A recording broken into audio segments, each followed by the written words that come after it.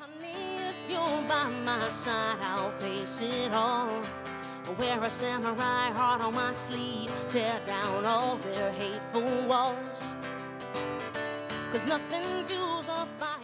I got to give a shout out to the House of Musical Traditions, the Institute of Musical Tradition, and now in District 17 in Rockville, right behind the Talbot Center, there is now a School of Musical Traditions where you can take classes and go for very intimate concerts. And I was at the very first one, and it's a really exciting addition to Rockville's music scene.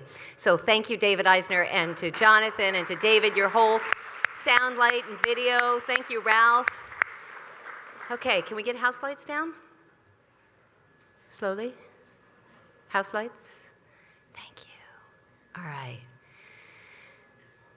So the reason that we are here is not just to enjoy the music and not just to celebrate our wonderful community, but to make a difference on behalf of really important causes that are under threat every day from this administration.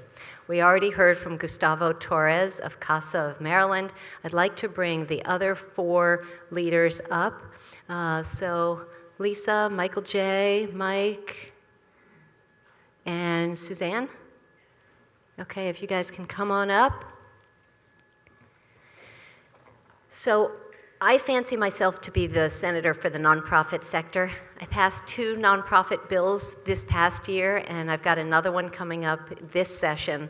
And all of you who work in the nonprofit sector, so I see Dewey and Casey and Jim Modrick and Andrea Kempner-Wink and so many of you who make it, Barbara Garlock, and so many of you who are leaders in making a difference every day. And you're not making the big bucks necessarily, and you're certainly putting in the hours, and you are not appreciated enough. So for all of our county, our region's nonprofit sector leaders, can we just give them a shout out real quickly?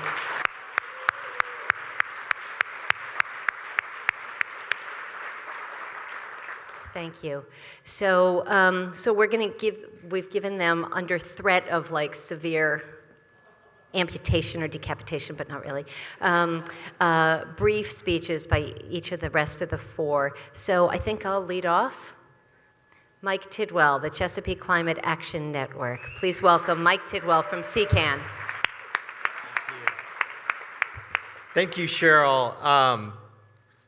So a year ago, right? Trump was elected, and not a great guy, not a great president so far, but we should probably cut him some slack because you may have heard recently his personal library caught on fire recently, and all 5 books burned. But the worst part is he had only finished coloring 3 of them.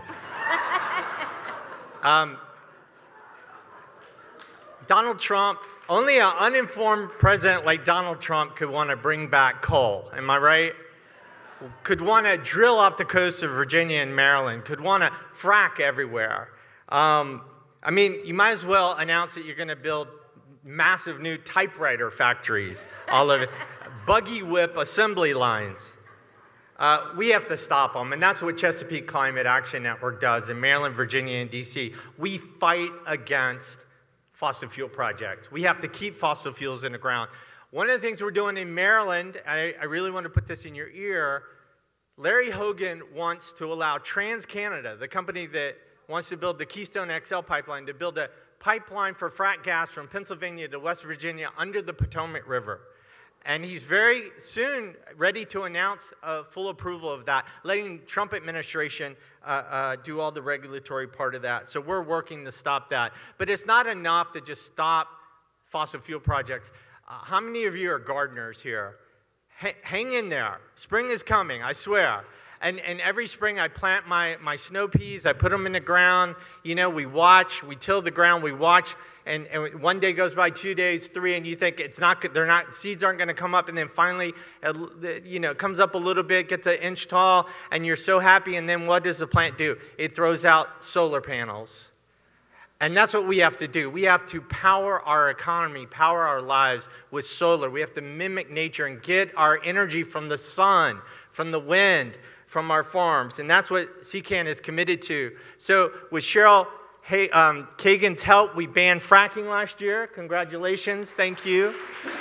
And now this year, we're going to pass the Maryland Clean Energy Jobs Act, which would commit our state to 50% wind and solar by the year 2030. It's going to double our wind and solar in this state. It's going to create tens of thousands of jobs. Before you leave tonight, postcard in the back, green card, please fill it out. It's not enough to be inspired. It's not enough to be educated tonight. What we want to do is move you to action. Am I right? Absolutely. So take action tonight. Fill out one of these postcards in support of the Clean Energy Jobs Act. We'll send it to Larry Hogan. We'll send it to your representatives. And let's stabilize our climate. Thank you, everyone.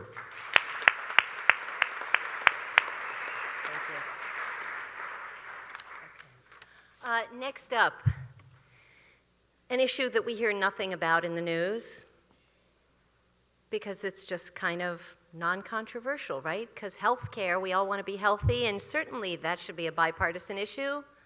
So why do we need an organization called Healthcare for All? Because that is on the front line in this administration. So Suzanne, please tell us what Healthcare for All in Maryland is doing. Thank you so much. Thank you. Thank you so much for having us here. My name is Suzanne Schlappman. I'm the Deputy Director of the Maryland Citizens Health Initiative, better known as the Healthcare for All Coalition, and I bring you greetings on behalf of our President, Vincent DeMarco, who is very sorry that he couldn't be here this evening. But I have 3 minutes to tell you who we are, what we're about, and how you can get involved. And we are the state's largest and most diverse coalition of healthcare consumers working to expand access to quality, affordable health insurance in Maryland. And we're very excited about that. Our work saves lives. I've been with the organization 12 years, and in that time we've expanded Medicaid, we've implemented the Affordable Care Act, we've defended the Affordable Care Act, we've improved upon the Affordable Care Act here in Maryland, and we're also put Maryland on the map as the first state in the country to pass a law prohibiting price gouging on generic and off-patent drugs. Yeah. And we also passed a law that created a commission to look at what states could do to protect the gains we've made under coverage with the Affordable Care Act in light of some threats to those recent gains. And so there are some ways that you can get involved. And one is to be here tonight. Thank you for your support. That we also have 501c3 and 501c4 organizations that can accept donations. You can also call your elected officials about a couple of proposals we have up during the Maryland General Assembly, including one that came out of that commission that Senator Kagan voted for, that would institute an individual mandate here in Maryland and use the money from that penalty, what they call the ACA penalty, to have that option to use that money for health insurance instead of just as a penalty. The other piece is to take what the momentum we've built under prescription drugs and to address that really high cost of brand name drugs. We believe that Maryland can lead the way on that front as we did last session and continue that progress. So thank you for your time tonight, and I look forward to the rest of the concert.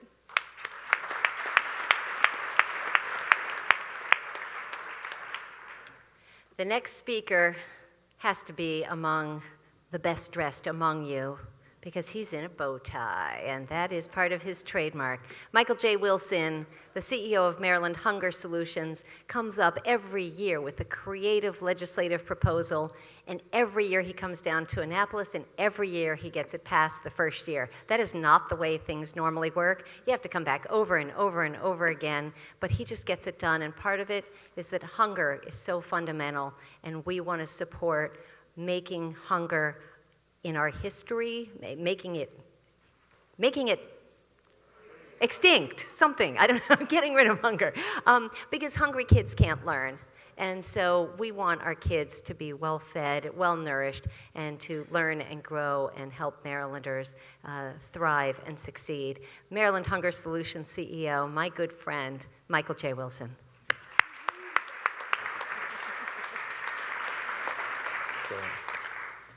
So you're probably wondering, why did he bite an apple right then in his precious time? Because I want you to know that there are people who eat when they can. And there are many people who eat when they want to. Many of you eat when you want to, but there are some people who eat when they can. And there are people like that all over the state of Maryland. In Maryland, over 600,000 people utilize the food stamp program. and that's all over the state. And we are very concerned about what this Congress is going to do to the food stamp program in the Farm Bill in 2018. And so we could use your help reaching out to our elected officials in Maryland to make sure that they know how important it is. I want you to know that in Montgomery County, there are more kids who have free and reduced meals than there are students in the District of Columbia. Montgomery County has challenges, as all jurisdictions do, and so we're trying to address that. We're supporting a bill called the Maryland Cares for Kids Act. We want the state of Maryland to pick up the cost for reduced price meals all over the state. There are 45,000 kids who don't get free meals. So if you're a single mom and you make $21.5, you don't get a free meal. So those families are struggling. Those are the kids who are most likely to not eat. Those are the kids who are most likely to have school meal debts. And those are the folks who we're targeting. In Montgomery County, there are 9,647 of those kids. And we want to help them be able to eat and learn. And lastly, the reason I bought an apple is because we're going to do our Apple Crunch. We've done this the last 4 years. Every school system in Maryland has it on their menu, has it on their calendar. March 8th at 9:30, kids are going to bite into an apple. And I encourage all of you to join us too, to symbolize the importance of every kid starting every day with a healthy breakfast. And you can talk to Tam Lynn and Ashley back there about all those things, but I want to thank you for your support. This work is hard, and for hungry folks who eat when they can, your contributions make a big difference. Thank you very much.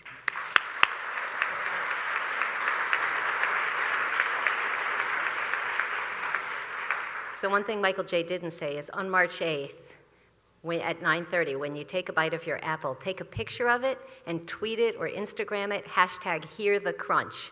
That was his idea 4 years ago, and it has spread around the state and probably around the nation by now.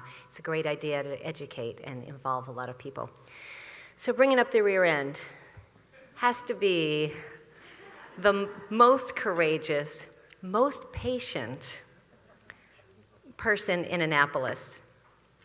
When I come back after we adjourn and I talk about, God forbid a woman gets raped, and then God forbid she gets pregnant as a result of rape, in Maryland, if she chooses to continue a pregnancy and let's say wants to give her newborn up for adoption, she needs her rapist's permission.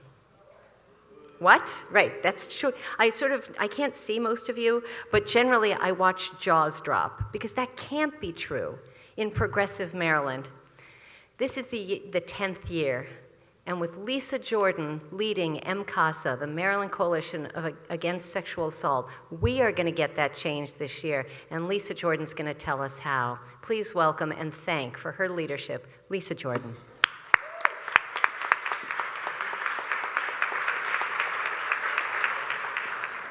Thank you, Cheryl. Thank you all for being here and thinking about the very difficult issue of sexual assault, sexual harassment, sexual violence. The Maryland Coalition Against Sexual Assault is the coalition for all of the rape crisis centers, for law enforcement, for counselors, for attorneys, for people like you in your community who join together and join us. You can be a member of MCASA and work towards ending sexual violence in Maryland. We have fabulous programs across the state, training college students, doing prevention. We also have a legal services program called SALLY, the Sexual Assault Legal Institute, recognized by then Vice President Joe Biden as one of the leading programs in the country. We have two of our fabulous SALLY attorneys in the back, Sarah Commoners and Alexandra Hoskins, who gave up their Saturday night so they could be here with you all and talk about these issues. And one of the things that we do in Annapolis with Senator Kagan's help is we give attorneys like Alexandra and Sarah the tools that they need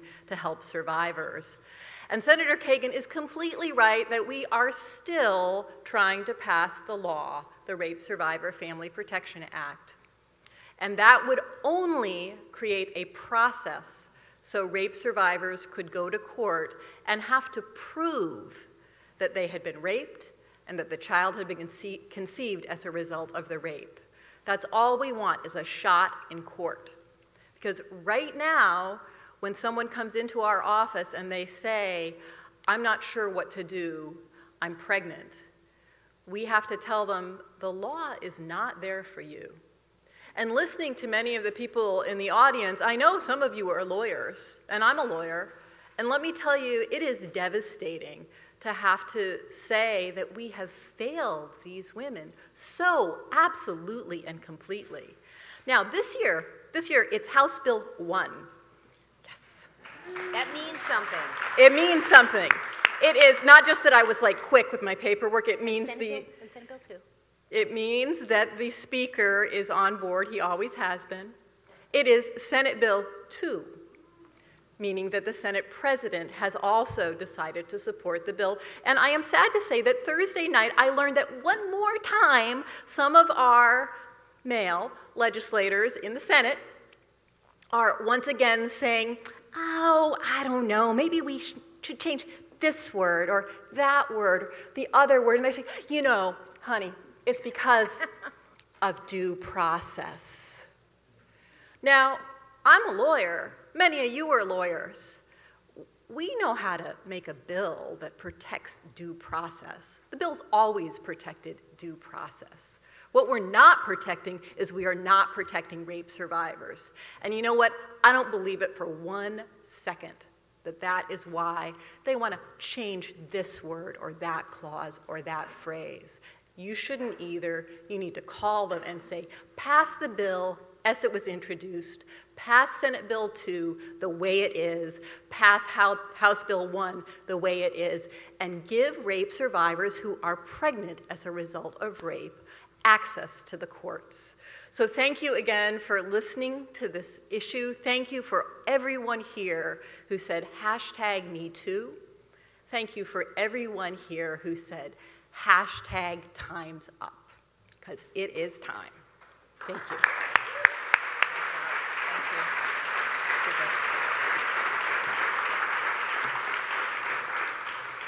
Okay, let's take a deep breath. That was all some pretty heady stuff.